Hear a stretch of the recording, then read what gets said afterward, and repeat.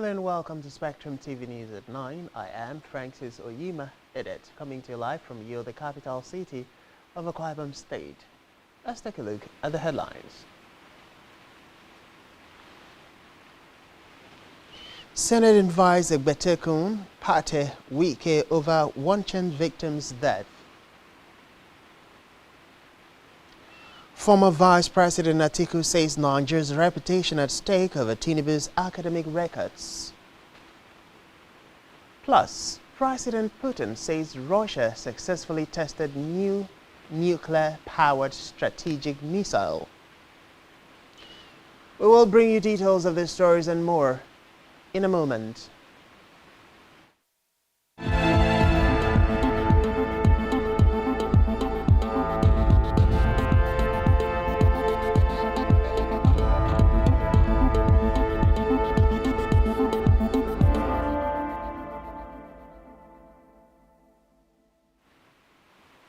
Many thanks for joining us. We begin the news tonight from the Red Chambers, where the Senate has summoned the Minister of Federal Capital Territory, Nyesom Wike, the Inspector General of Police, Kayode Egbetekun, and the Minister of Health, Ali Pate, compelling their appearance before the Committee on Health and Police Affairs.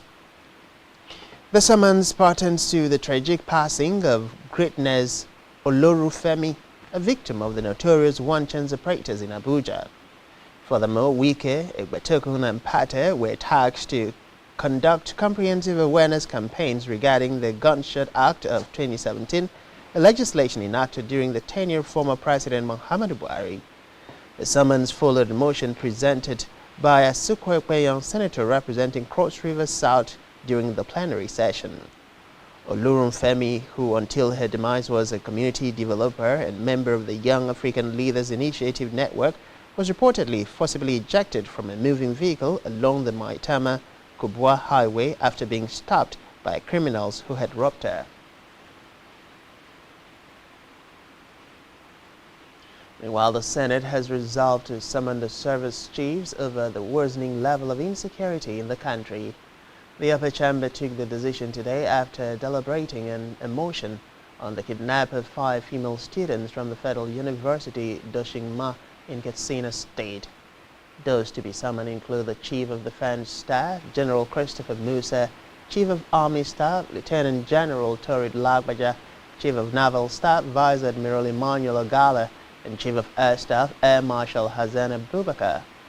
Also to be invited are the Inspector General of Police Luke Kayode Egbetekun and the National Security Advisor Nuhu Ribadu. The lawmakers urge security agencies to be more proactive and ensure the rescue of the abducted female students as well as the core members kidnapped by terrorists in Zamfara State. Away from that, the former Vice President Atiku Abubakar has said Nigeria's reputation is at stake with the controversy surrounding the Chicago State University's certificate submitted to the Independent National Electoral Commission, INEC, by President Bola Ahmed Tinubu.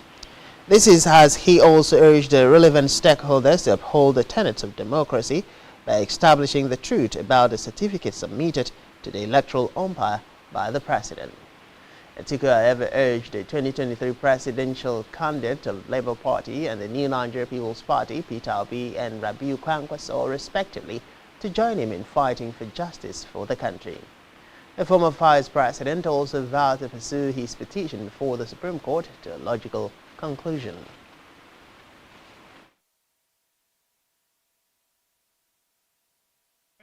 Today, we are called upon to again, as a people, to uphold and defend the ground rules of elective government in our country. The Constitution prescribes the requirements for those who seek the highest elective office in the land. It should not take months or indeed decades for the institutions concerned to be able to do their work in establishing the credibility of any certificates presented by candidates for public office. To the Green Chambers, where the Speaker of the House of Representatives, Tajuddin Abbas, has congratulated teachers in Nigeria and all over the world on the occasion of this year's World Teachers' Day, noting their immeasurable contributions to society. According to a statement released by his media aide Musa Krishi, the Speaker described teachers as destiny molders and life changers. He also held teachers for their critical roles in the mental and behavioral development of their pupils and students. Abbas noted that teachers and lecturers not only educate but also serve as guardians and mentors to the wards in the schools at all levels. The Speaker assured teachers of the readiness of the 10th House under his leadership in assisting the President Bola Tinubu's administration towards the development of the education sector in the country, as well as better welfare for workers in the sector.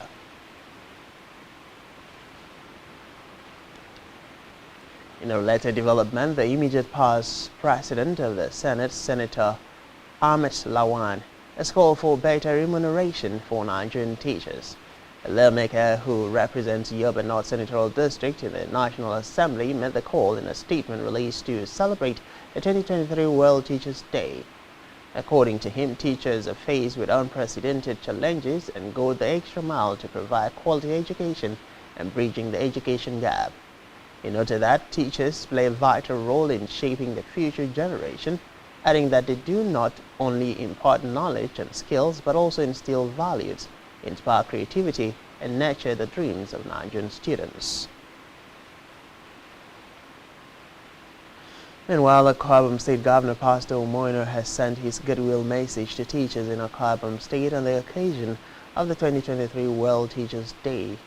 In his message released by his Chief Press Secretary Keriteodo, Governor Ino celebrated teachers for the foundation both in learning and morality that the teachers, whom he described as treasured, have laid and are still laying for the children. He commended them for their sacrifice, passion, and patience in molding the future leaders, stating that it is the reason that his government has taken their welfare and well-being very seriously. According to him, he has so far released over 3 billion naira to pay gratuities, especially to retired primary school teachers. He again announced that his government is constructing model public primary schools with adequate provisions for teachers to reside within the premises, as was the case in the past. The governor reiterated that education is a critical pillar in their RISE agenda, stressed that he remains committed to ensuring that the teachers raise great and knowledgeable leaders of tomorrow who would compete with their peers anywhere in the world. Still on Teachers' Day celebration, Benue State Governor Hashin Alia has described teachers as dedicated educators who play a crucial role in shaping the minds of students. This was contained in a statement distributed to journalists in Makurdi by the Chief Press Secretary to the Governor, Tasu Kola.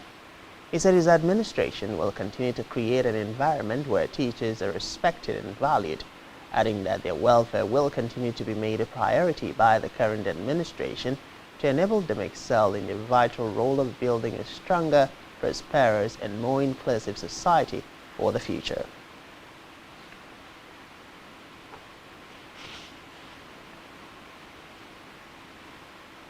In a separate development, the Minister of Humanitarian Affairs and Poverty Alleviation, Dr. Beta Edu, has said that President Bola Tinubu has directed her ministry to reserve 10% of social safety net intervention for older pensioners.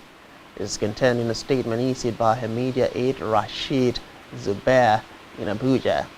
He stated that the minister was speaking during a stakeholders meeting to commemorate the 2023 National Day of Older Persons in Nigeria. According to her, the President's directive that 10% of social safety net intervention programs be set aside for older pensions in the country was a demonstration of his commitment to their welfare.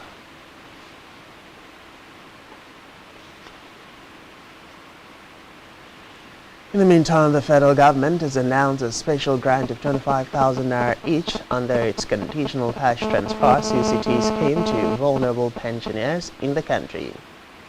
The Minister of Humanitarian Affairs and Poverty Alleviation, Dr. Beta Edu, announced this when she met with the leadership of the Nigerian Labour Congress (NLC), led by its president, Joe Ajero, in Abuja. The minister disclosed that President Bola Tinubu mentioned very clearly that vulnerable pensioners should be immediately captured on the National Social Register and benefit from the CCT as part of social safety net. Thus, he committed 25,000 naira for 15 million households for 3 months, she said. It informed the leadership of the labor union that the desire to expand the National Social Register to include vulnerable pensioners in the CCT scheme was encapsulated in the renewed Hub agenda and appealed to the NLC to help fast-track the process of collating data.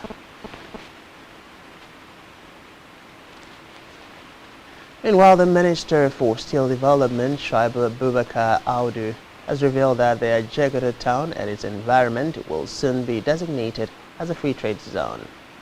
Audu said a proposal had been sent to the President Bola Tinubu for consideration and approval within the shortest possible time.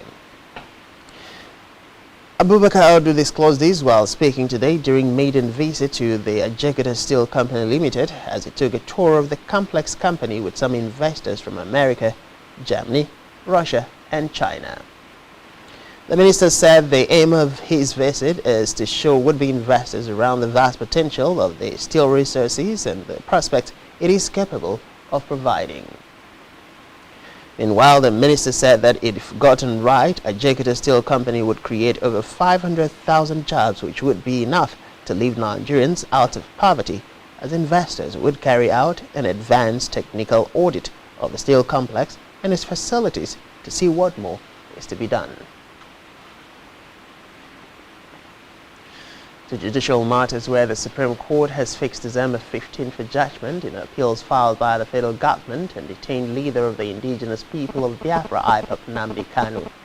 Reports say the court chose the date today after lawyer to the federal government, Tijani Ghazali, and counsel to Kanu, Mike Ozehome, made final submissions. According to reports, the federal government wants the court to set aside an earlier judgment by the Court of Appeal, which quashed the treasonable felony charge against Kanu and ordered his release on the grounds that he was unlawfully brought back to the country after he jumped bail. Meanwhile, Kanu, on his part, wants the court to allow the judgment of the court and set aside the later order by the state that state the execution of the judgment.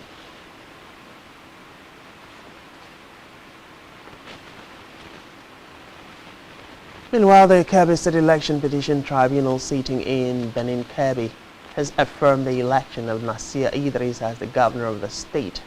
A three-man panel led by Justice Ofem dismissed the petition of the candidate of the People's Democratic Party (PDP), Major General Aminu Bande, for failing to defend and prove the claims that the election was met with irregularities. The PDP's petition was hinged on the originality of the testimonial of the State Deputy Governor Omar Boubacar, election malpractice and overvoting. It told the tribunal that the election was not conducted in substantial compliance with the Electoral Act.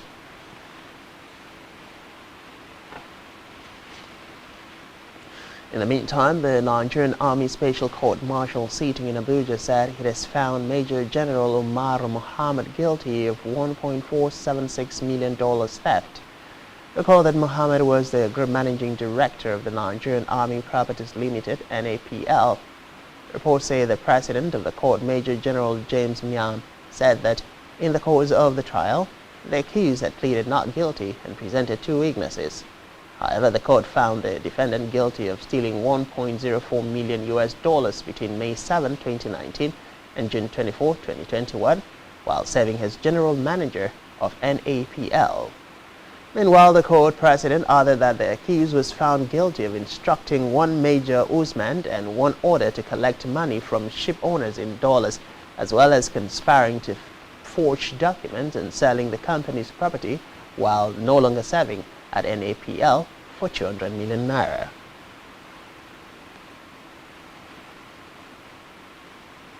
On electoral matters, the Independent National Electoral Commission (INEC) says it plans to transmit results of the November 11 Bayelsa governorship election manually. The INEC Resident Electoral Commissioner (REC) in the state, Obo Efanga, stated these in Yenagua during an interactive session with religious leaders and faith-based organizations.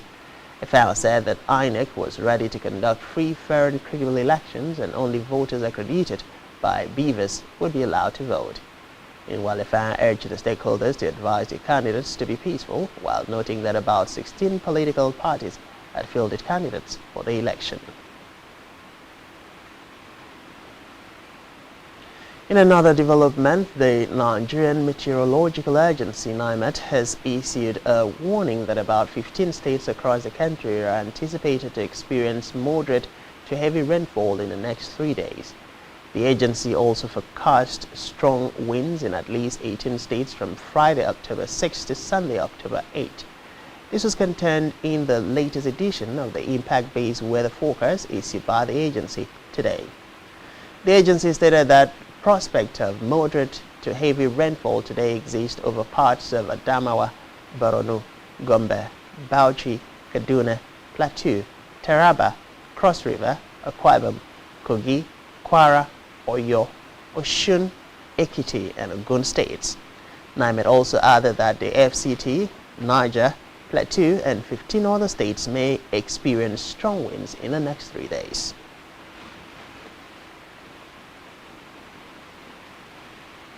Away from that, Gombe State Governor Muhammad Yahaya has sworn in newly appointed commissioners with a charge to them to shun corruption. Speaking at the swearing-in ceremony, Governor Yahaya stressed that his administration has zero tolerance for corruption and incompetence.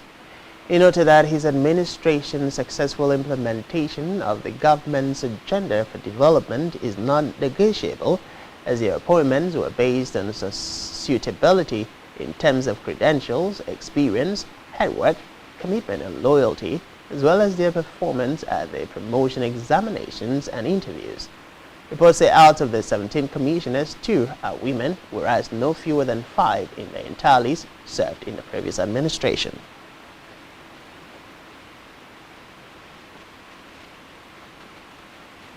Elsewhere, Zamfara State Governor Daudu Lawal has assured that security agencies are making frantic efforts to rescue abducted students at the Federal University, Gusau. He also promised to provide adequate security in the university community to make it safest for the students to go about carrying out their academic activities without fear of attack. The governor gave the assurance while conducting an on-the-spot assessment of the security situation within the university and its environment. Following the abduction of over 30 female students at Sabangida community, he urged the students not to allow the unpleasant situation to demoralize them from pursuing their studies.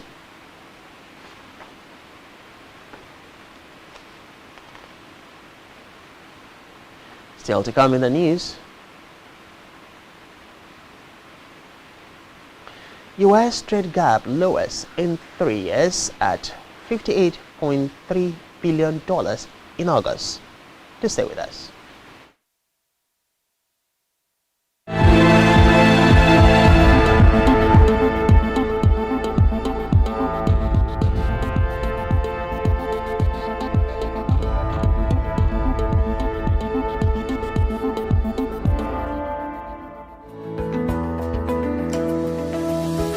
Business exists only to meet the needs of the people, but there's an extra advantage if your product and services are pitched on a platform that gives you the added advantage over your competitors. For your desired return on investment and so much more, advertise on Spectrum Television, on StarTimes DTH Channel 421 and on free-to-air with a frequency of 12733. Spectrum Television, broadening your horizon.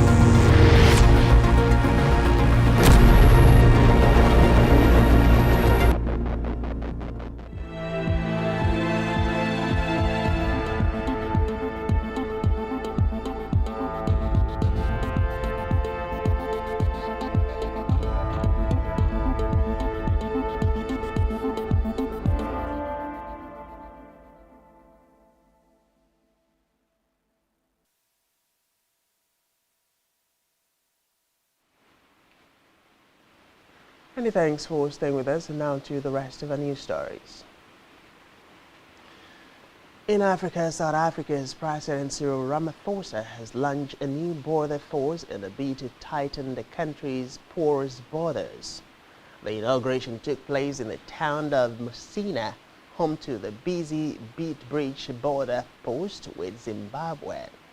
Ramaphosa said increasing numbers of undocumented foreign nationals had increased many of the country's social and economic problems, noting that immigration is one of South Africa's most pressing political issues. According to him, hundreds of border guards have been recruited and will be working together with the defense force. They will be manning South Africa's ports of entry, which include 8 seaports, 52 land borders, and 11 international airports.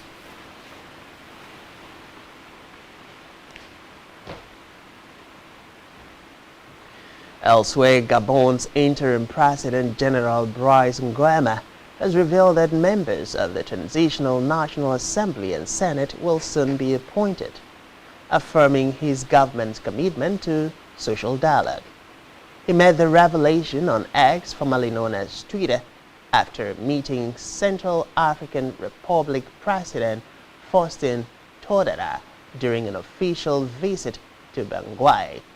Reports say the announcement comes amid negotiations to determine the individuals who should occupy the 70 seats in the National Assembly and 50 in the Senate.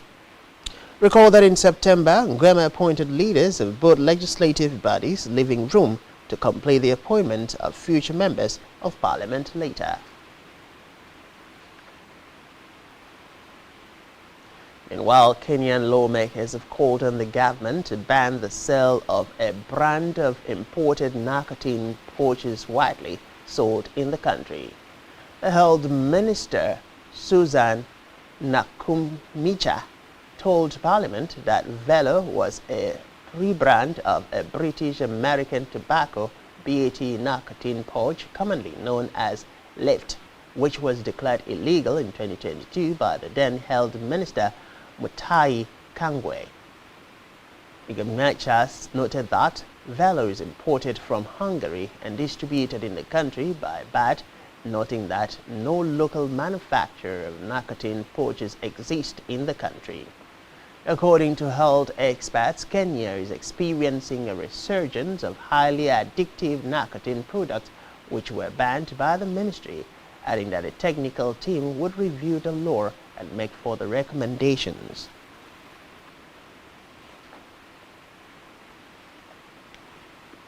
In the meantime, Burkina Faso's interim leader Ibrahim Traoré has replaced the head of the country's paramilitary police, Lieutenant Colonel Everett Sumda, with Lieutenant Colonel Kungri Natama.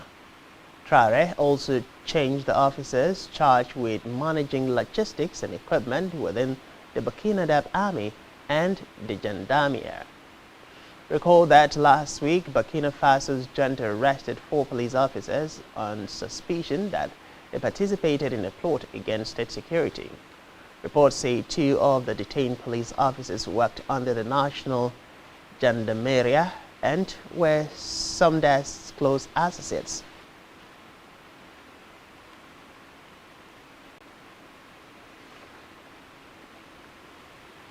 Still in Africa, Tanzania banks have encouraged customers to switch to electronic payments and online banking to minimize the possible disruption of financial services during the coming rains, which are expected to be heavier than usual due to El Nino.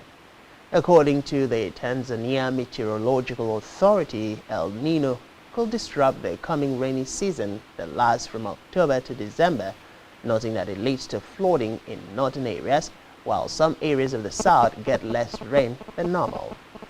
Meanwhile, the country's disaster unit has advised those living in lowland areas to relocate in case of flooding. Reports say El Nino is a natural climate phenomenon that occurs every 2 to 7 years and affects weather patterns globally.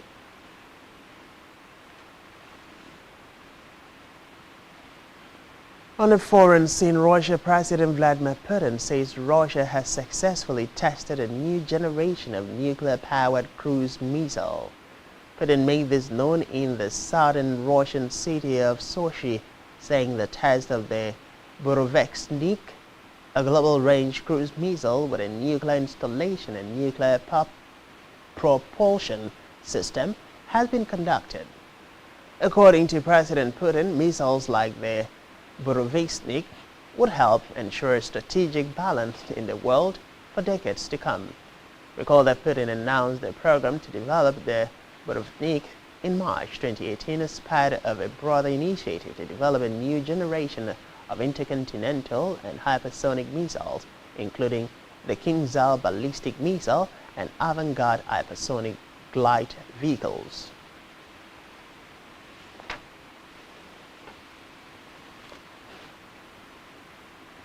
Meanwhile, Russia's military leader Aslan Zania has said that Russia will set up a naval base in the separatist Georgian region of Abkhazia. Zania told journalists that his Moscow-backed region would soon host a permanent point of deployment for Russia on the Black Sea coast. Reports say this comes as Ukraine increases its attacks on Russia's Black Sea fleet. And while Georgia's foreign ministry said the Russia decision would be a flagrant violation of Georgia's sovereignty and territorial integrity.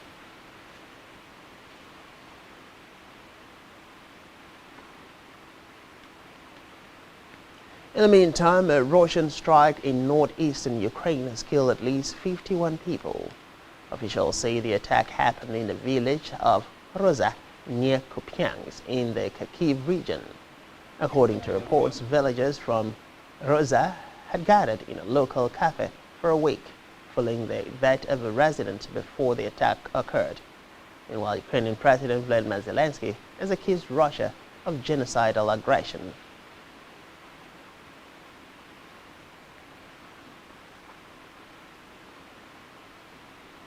Elsewhere, U.S. President Joe Biden's administration is set to build a section of border wall in southern Texas in an effort to stop rising levels of immigration. Reports say around 20 miles will be built in Starr County along its border with Mexico, where officials report high numbers of crossings. According to reports, building a border wall was a signature policy of former President Donald Trump and fiercely opposed by Democrats. Recall that in 2020, Biden's administration passed a proclamation soon after taking office that said building a wall across the southern border is not a serious policy solution.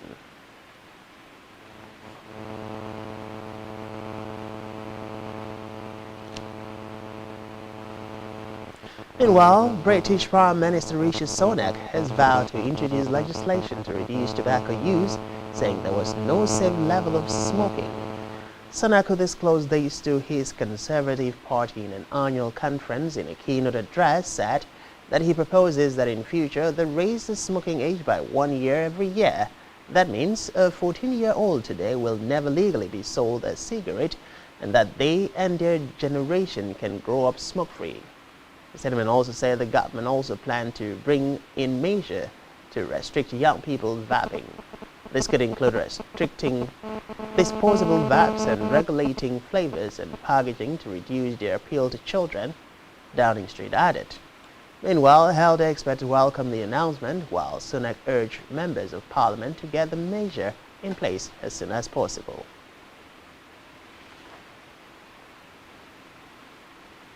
Still on the foreign scene, at least 10 people were reportedly killed and 102 others missing from violent flooding from glaciers lakes in India.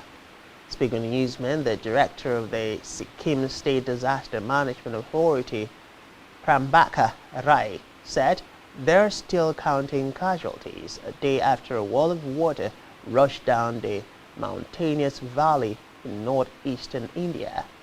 The director said roads had been severely damaged and 14 bridges had been washed away, with rescuers battling to help those hit by the flood. Meanwhile, an Indian Army spokesman, Himanshu Tiwari, said flood waters have caused havoc in 4 districts of the state, sweeping away people, roads, bridges, and 22 soldiers are among those missing.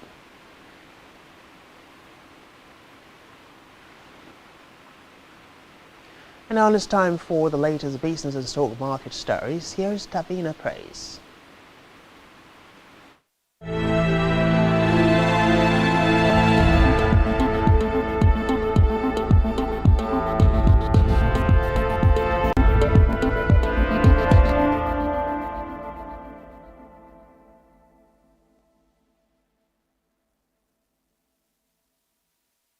Thank you, Francis Edet. It is another business news. My name is Davina Praise Omang. In the news, the U.S. trade gap narrowed to $58.3 billion in August 2023, the lowest since September 2020, and below forecast of a $62.3 billion deficit. Exports rose 1.6% to a 5-month high of $256 billion, boosted by a rise in capital and consumer goods shipments led by crude oil, travel, which hits the highest level since December 2019. On the other hand, sales fell for passenger cars, trucks, buses, and special purpose vehicles.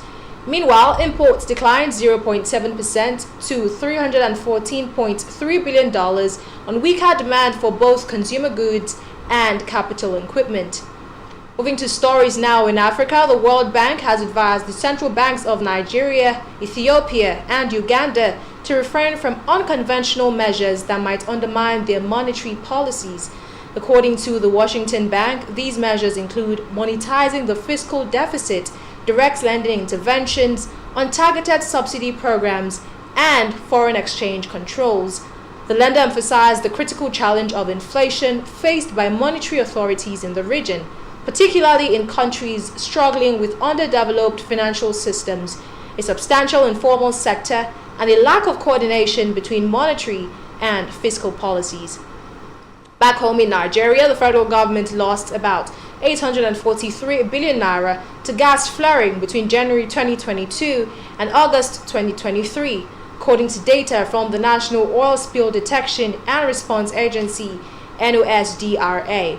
In the latest gas flare report, oil and gas companies operating in Nigeria between January and August 2022 flared 147.1 billion standard cubic feet of gas, valued at $514.9 million, about 390 billion naira. Meanwhile, in 2023, between January and August, the firms fled 171.1 billion standard cubic feet of gas, valued at about $599 million, an equivalent of 453 billion naira. This cumulated to about 847 billion naira lost between January and August of 2022 and 2023. Nigerian stock market report. At the end of today's trading session on the Nigerian Stock Exchange, the all-share index ASI inched up to 87.91 basis points to close at 66,570.19 points. The current market capitalization stands at 36.4 trillion naira.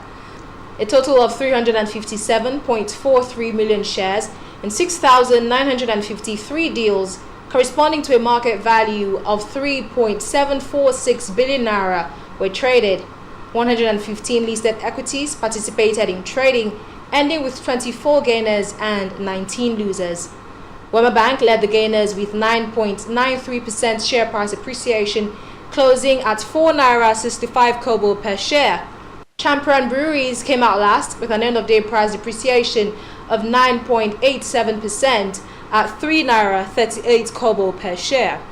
Oando recorded the highest volume of 75.1 million traded shares, followed by Universal Insurance Company with 47.2 million and Fidelity Bank with 35.1 million traded shares.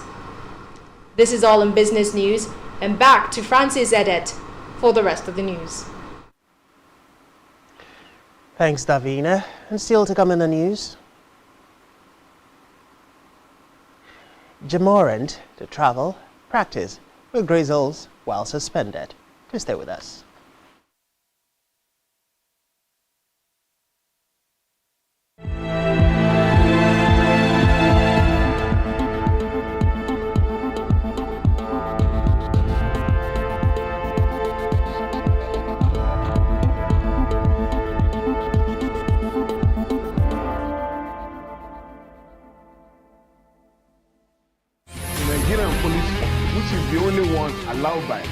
grossly abused. Our governors have to share police powers with the president as stipulated by the Constitution. We do not have a federal government police force. We have the Nigerian police force, which shall be administered, organized, and supervised by the Nigerian police force. No, my lord, I want to say something. I want to say something here. Perhaps it might also enlarge the scope of people who should be invited here for examination. My lord, if we cannot find those who literally murdered Abiola, who are those people who could be said to be the beneficiaries of the death of Abiola? Rogers has linked you with some of the killings he did. He never did. He linked you with the attempted murder of Hebrew. He did not. My lord, the Matters Council is leading the evidence in our matters. Is this an adversary proceeding? It's not, my lord, but we can't be talking about cases which are in court, Is my this lord. an adversary proceeding? It's not, my lord. These cases are in court, my lord. I'm just reminding your lordship. My lord, sorry, my lord, I think I'll be in cross-examination. Legally Speaking, a program that deals with legal issues and questions we face as citizens of this amazing country, Nigeria. Legally Speaking. Join us every Friday from 5 p.m. to 6 p.m. for Legally Speaking.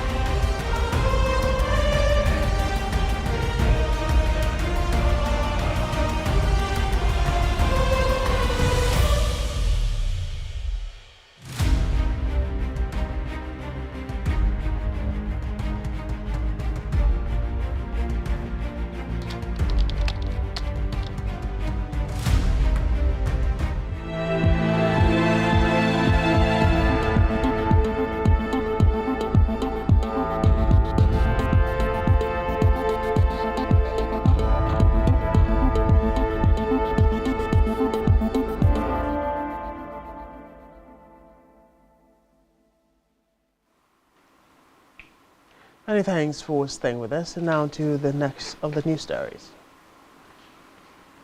In how the federal government has signed a memorandum of understanding MOU with 12 pharmaceutical companies as part of its efforts to guarantee medicine security. The Director General of the National Health Insurance Authority, NHIA, Mohammed Sambo, announced this in Abuja during the signing of the MOU with NHIA Medicine Supply Initiative, NMSI.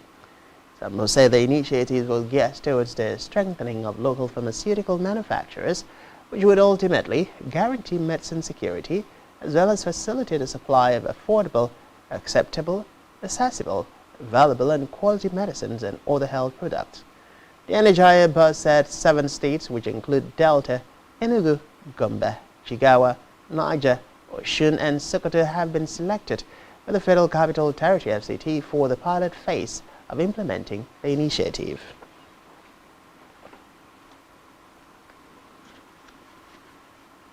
In the meantime, the federal government has put in place plans and strategies to double the population of medical and dental doctors from 5,000 to 10,000 from the next academic year by increasing admission into the medical and dental institutions. The Minister of State for Health and Social Welfare, Tunji Alausa, disclosed these at the induction ceremony of foreign-trained medical and dental graduates by the Medical and Dental Council of Nigeria in Abuja. Alausa said the mass exodus of licensed doctors and other health professionals to more developed countries will be discouraged by making the healthcare environment more attractive. According to him, the just over 3,000 doctors produced annually in Nigeria remains grossly inadequate, hence the need to double the rate of production of health workers. The minister added that the ministry will continue to advocate for more funding into the health sector and increase the value chain to attract more international grants and funding.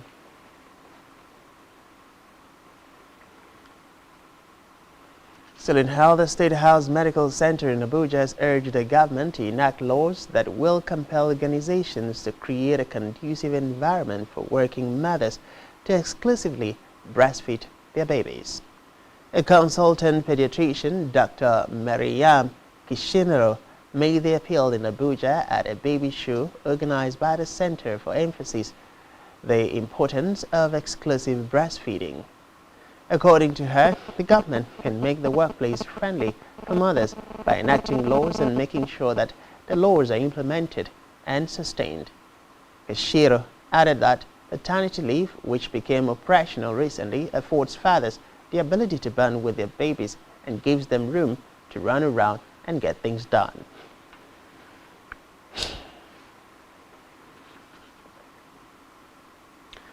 Move over to Isaac for trending sports stories.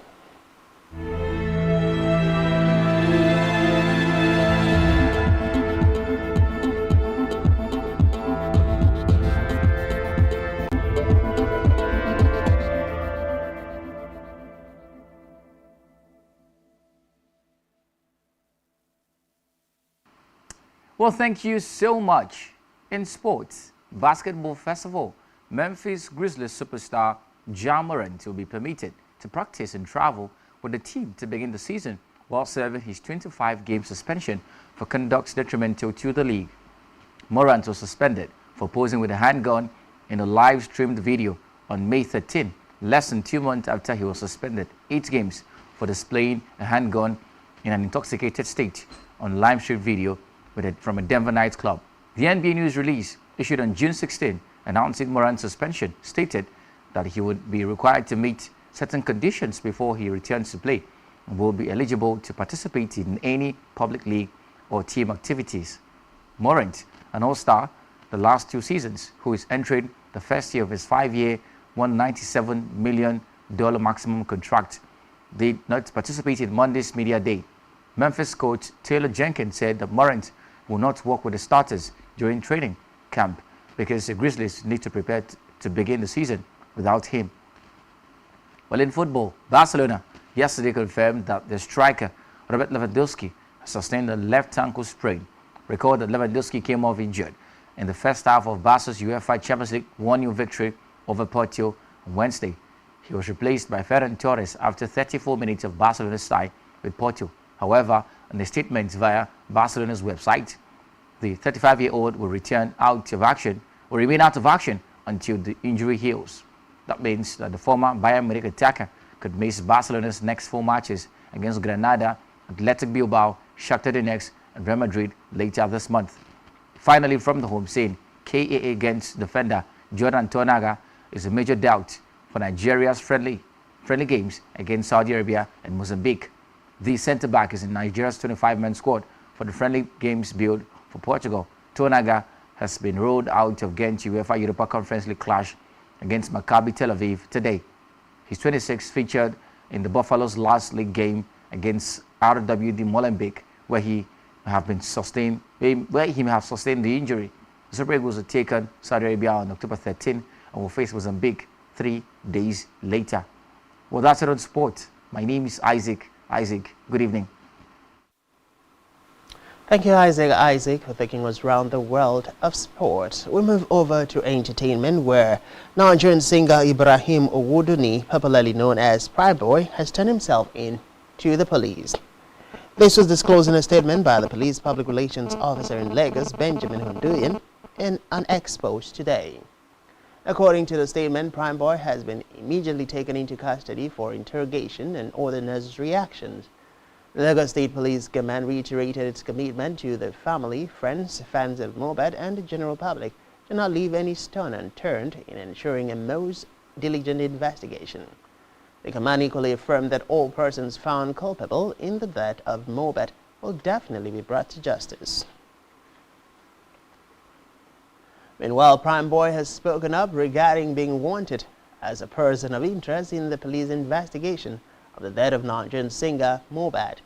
Nigerian singer stressed that he was never invited to the station for questioning, contrary to claims by the Lagos State Police Command that he was uncooperative. Prime Boy noted that he would have never ignored the police invitations had there been any, adding that he waited for the police to invite him, but none came, hence the reason he was turning himself in.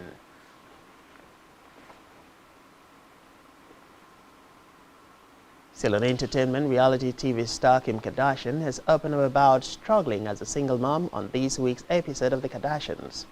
On the show, Kim admitted that Kanye was a good father, friend, and husband. However, he could not stop cheating on her.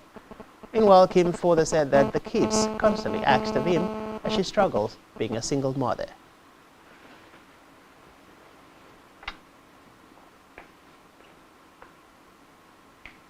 And that's all we have for you at this time. Do ensure to follow us on social media and subscribe to our YouTube channel, all of which you can find on our website, SpectrumTVLive.ng. You've been watching Spectrum TV News at 9. I am Francis Oyima Edet. Many thanks for being there and do enjoy the rest of your evening.